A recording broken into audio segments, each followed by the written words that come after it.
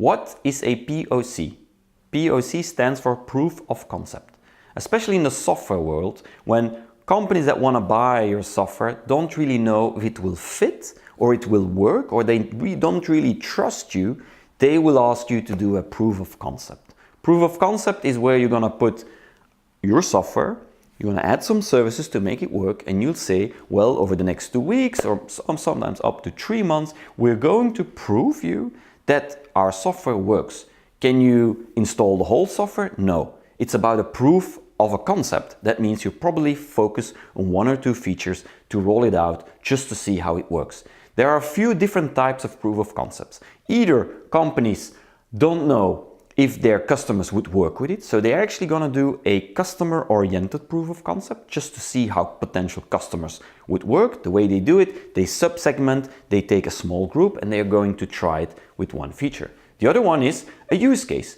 Company doesn't know if your software is actually going to deliver the impact that you promise, so they're going to do a use case to figure out if the return would be really good. So that's real use case proof of concept. By the way, many companies that want to buy your product don't always know what they want to do with it. They see the vision, but how would that really work? So you need to convince them of what the impact is going to be, and a proof of concept is a great way.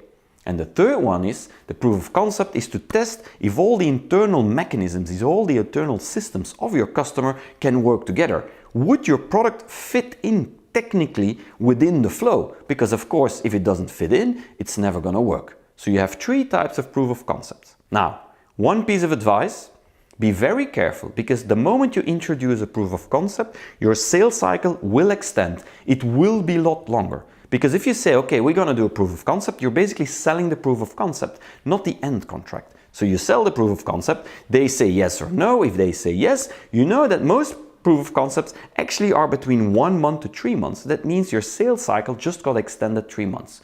So the big advice is, when you do a proof of concept, keep it as short as possible.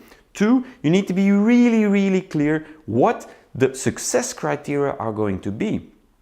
So I will say, what does this thing need to do in order to prove it? That means if these things happen, let's say X amount of users, or the integration works fine, will you then sign the contract? Will we then work together? If they say no, don't do it. Don't waste your time. You do a proof of concept to sell later on. That's the fundamental key.